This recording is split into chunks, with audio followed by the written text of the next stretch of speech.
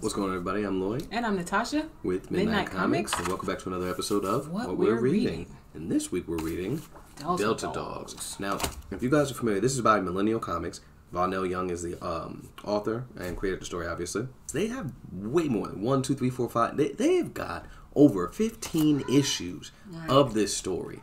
Again, it's Delta Dogs, and it's awesome. It's actually following a group of cousins who end up getting powers accidentally, which most heroes do, right? Usually some sort of accident or something of that nature. So the characters we have, Quan, Mike, Little B, Josh, Kenny, Curtis, and Vaughn.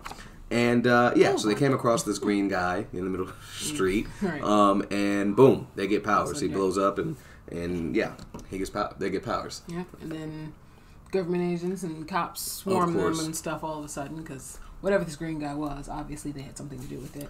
Right. And they managed to get away, but the one creepy scientist guy very obviously takes an interest in them. Reminds me of Zeke, how he looks. In case anyone can't figure out which Zeke he's talking about, he's talking about Attack on Titan. Yeah. But yeah, so it's awesome. Everybody has their own powers, I guess. Maybe we'll have it pop up on the screen, but well, everybody's power is relative to them individually. Like Mike's Kilo, he's the big dude. He makes everything lighter. Josh is Trio. He's the which he looks like a speedster at points, but like he's just like he's duplicating, really just duplicating himself. But like as he's doing it, he does also talk about how he's fast. Him and his friends talk about how fast he is, and like him and his friend were walking one time. He was like, "Oh man, you see that guy? He thinks he's faster than you." And he's like, "Nah, nobody's faster than me." Right? He didn't say that actually, but that's the attitude. But Zig, I think, or rather Kenny. Yeah, the way he's literally zipping and zagging all over the place. He doesn't have electricity powers. He is electricity. Yeah, which was pretty cool that first time we really got to see those abilities in, I believe that was issue 1, where he basically made a not shadow clothes, but those lightning wolves or whatever that. That was really that was pretty awesome. You're gonna do lightning, be creative like that. Right. So that was pretty neat. One of the things, as we keep talking about these characters that I love, is that again they're all unique in their own way, and again it kind of is attuned to them as people. All right, and then you have. Well, Little B, One Lung. I love how we see him, at least on the front cover of that first one, where he's basically doing like the spirit gun joint and fire's coming out and stuff. We were joking about it before we started recording. I was just like, oh, he got the heat on him. It's corny, but it's hilarious. Whatever. But it was hilarious. I love it. Well, yeah, I guess that was Vaughn that was there, and he had the Curtis got powers. Falcon punch that door open. To go in and save Quan, the Alpha leader. Then we move on to Curtis, who has crystal power. So he's able to essentially secrete that from any portion of his body. Any portion of his body. He actually makes the masks in one event that takes place throughout the course of the story. Which is really close to the beginning. Yeah. Just kind of out of a necessity at that point. Right. And then he has a younger brother named Vaughn. Yep. And so basically he has, we got to see him at least help them break down a door. And I would, I was joking calling it Falcon Punch a little while ago. But I guess it would almost be like a wind punch. Right, like when Goku fought Chi-Chi in the tournament and he just shot that key at her. Right. Like, think that. But like with the force of a Rasengan. Like that's what he's hitting people with. Wind. Yeah, it's really wind abilities, yeah.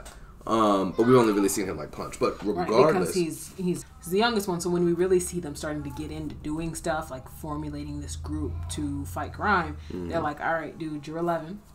Right, calm it down. You're too young. This is too dangerous. You can't do this." And then his older brother Curtis is too scared. Right, or doesn't want to do it. Then we have my favorite. We got Quan. The Alpha. He's also my favorite, and he's the most chill. He's the coolest, he's the calmest, most down to earth, and he's really taking charge. Right. And at first he tried to do everything by himself, but realized like, hey, we got to come together and do this. It's going to be dangerous, but it's going to be dangerous regardless because people know what we look like in regards to the people that saw us with the powers in the first place. Right. Right. So we might as well just own up to it and do what it is we need to do. But one interesting thing that I just remembered, but I remember from when I was reading. There's other heroes that exist in this world. Oh, yeah, that's right. And that's true. Where they at, though? Oh, well, there was a character that actually, oh my gosh, I forget his name, but he reminds me almost, in look anyway, to the American almost, in regards to how he looks and stuff like that, and almost this champion of justice, of course. Yeah. But we see this new group showing up. We see this new group showing up, and really, the villains are really ruthless. I'll say it like that. I don't want to say anything more. They're villains, like villains should be. They are rough, okay? And of course, they have powers as well and all that other good stuff. So we get to see the hierarchy of power at some point. It's like, okay, they have powers. Does anybody else have powers? Mm-hmm. Oh, they do. And it ain't no game. So yeah, and it's really close to home. In regards to where these things take place. But they also have a little, adult supervision. Because their aunt, which is Mike's mom, but everyone else's aunt, because they're cousins, is actually, she knows about everything that happened. Mm-hmm. She knows about the powers. She knows about what happened a little after they got the powers. Like, she's there. Not Tony. Yeah, who's the person on the team that doesn't have powers or go out or anything, but they're there to stitch you up. Foggy. Daredevil, maybe. You said Cherubab, I don't know. Foggy wasn't very Happy Hogan? Supportive. Yeah, she's there happy. Okay. The person in the chair. There are teams that have that person that's there, no powers, but they're there for support, moral support, emotional support, and medical support. Right. And that's their aunt. Right. And so she's pretty awesome. Not a lot of... But I feel like you were going to say not a lot of superheroes, especially younger superheroes, have a family member that is gung-ho for them to be doing this because it's dangerous. Right. And she understood the danger, but understood also, like, hey, like honestly, y'all going to do it whether I stop you or not. So at the very least, I can provide you a safe haven. Right. I can provide you the support. And that is what we need more of in the Black community. Right.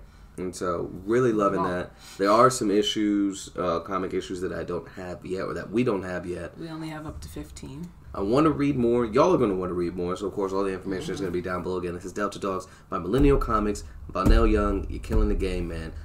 Felix Morales did the artwork, so outstanding artwork, and he did the artwork seemingly throughout the entire series. So, you're going to have that consistency all the way through.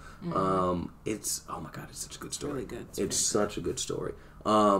And so, yeah, of course, Midnight Comics. I like the family dynamic in there as well. Yeah, because everybody's not going to be cohesive. This ain't Fast and the Furious, right? It's not. It's just about family. This is about family, and realistically, I have a bunch of superpowers, even though I don't have superpowers.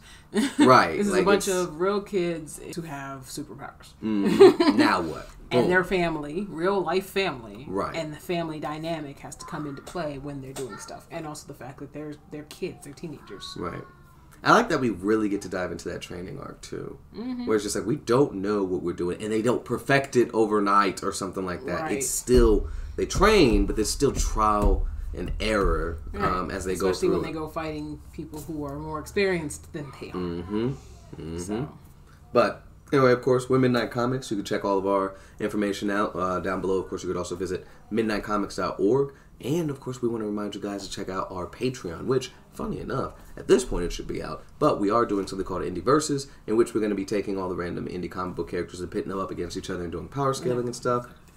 And the first one is actually Black Bow versus the Delta Dogs. So, don't forget to check that out. Again, it's only going to be on Patreon. We want you guys to check it out and let us know who you think would win. But, anyway, more on that over on the Patreon.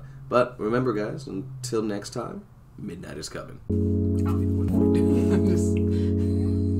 Summer night, summer night. She let me so late, should've spent the night.